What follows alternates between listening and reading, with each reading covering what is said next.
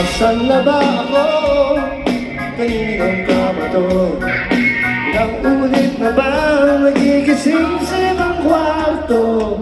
Naglayas sa bahay, kala madali ang buhay. Ngayon ay nagsisisi kahit di nakapagtapos.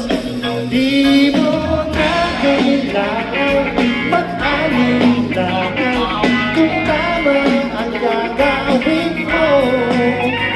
Basta't huwag kalimutan magdahan-dahan, kundi sigurado sa kalalabasan. Kalalabasan ang pinabalak mo.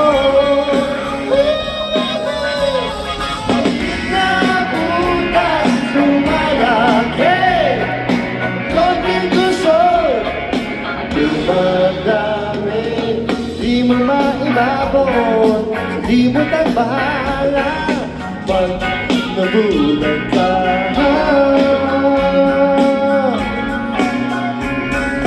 Mga kumakalat na balita